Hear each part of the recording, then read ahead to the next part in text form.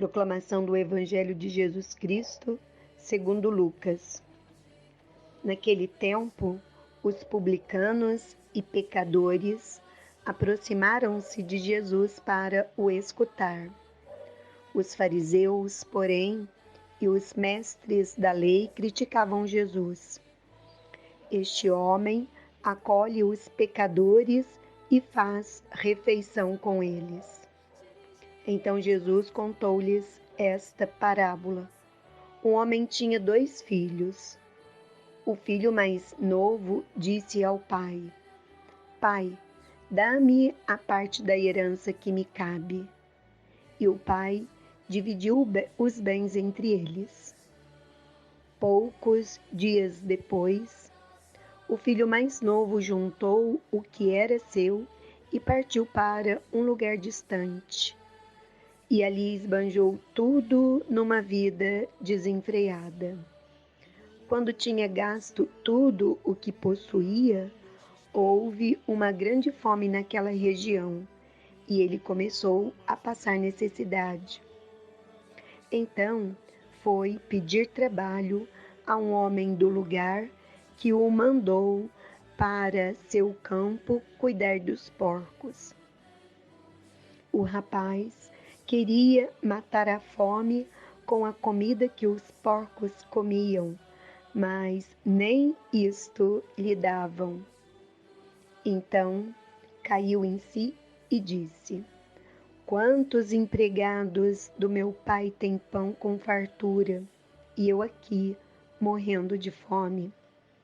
Vou-me embora, vou voltar para o meu pai e dizer-lhe: Pai, pequei contra Deus e contra ti. Já não mereço ser chamado teu filho. Trata-me como a um dos teus empregados. Então ele partiu e voltou para seu pai. Quando ainda estava longe, seu pai o avistou e sentiu compaixão. Correu-lhe ao encontro, abraçou-o e cobriu-o de beijos. E o filho então lhe disse: Pai, pequei contra Deus e contra ti. Já não mereço ser chamado teu filho. Mas o pai disse aos empregados: Trazei depressa a melhor túnica para vestir meu filho, e colocai um anel no dedo e sandálias nos pés. Trazei um novilho gordo e matai-o. Vamos fazer um banquete, porque este meu filho estava morto e tornou a viver. Estava perdido e foi encontrado. E começaram a festa. O filho mais velho estava no campo. Ao voltar, já perto da casa, ouviu música e barulho de dança. Então chamou um dos criados e perguntou o que estava acontecendo. O criado respondeu: É teu irmão que voltou. Teu pai matou o novilho gordo porque o recuperou com saúde. Mas ele ficou com raiva e não queria entrar. O pai, saindo, insistia com ele. Ele, porém, respondeu ao pai: Eu trabalho para ti há tantos anos, jamais desobedeci a qualquer ordem tua, e tu nunca me deste um cabrito para eu festejar com meus amigos.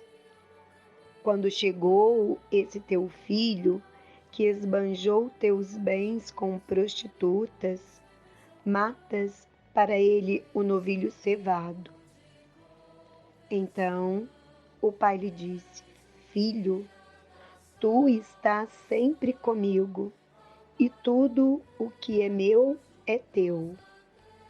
Mas era preciso festejar e alegrar-nos, porque este teu irmão estava morto e tornou a viver. Estava perdido e foi encontrado. Das cartas de São Máximo Confessor Abade. A misericórdia do Senhor para com os pecadores que se convertem.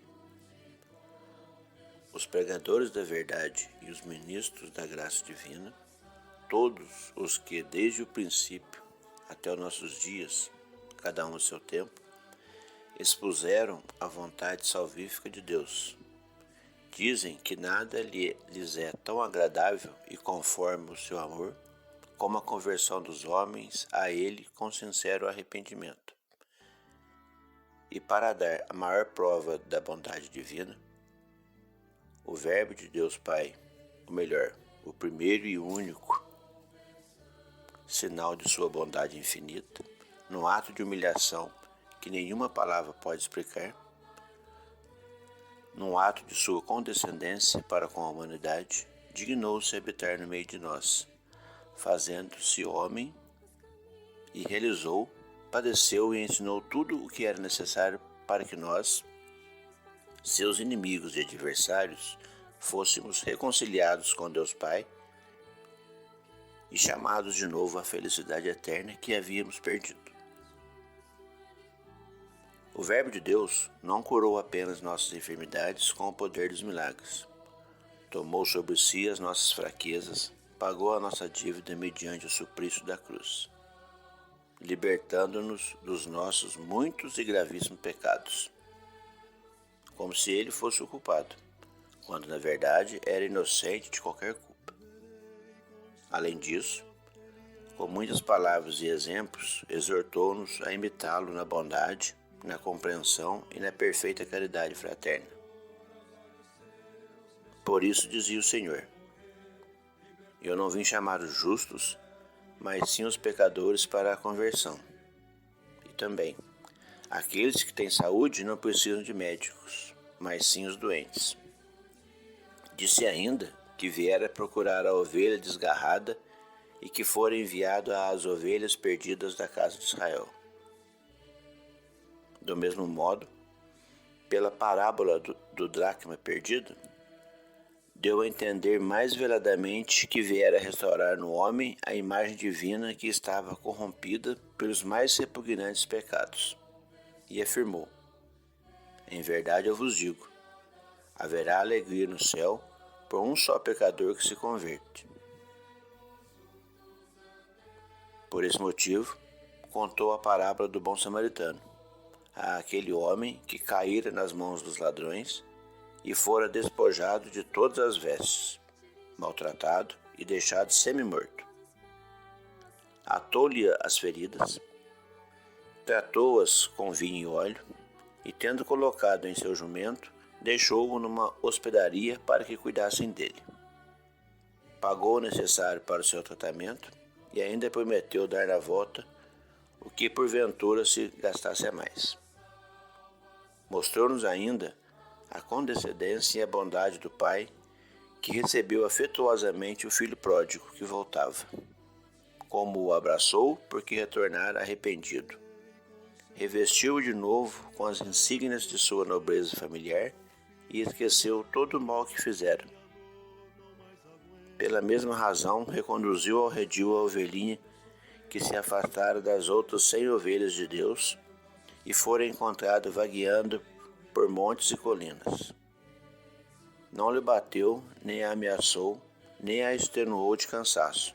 Pelo contrário, colocando-a em seus próprios ombros, cheio de compaixão, trouxe-a sã e salva para o rebanho.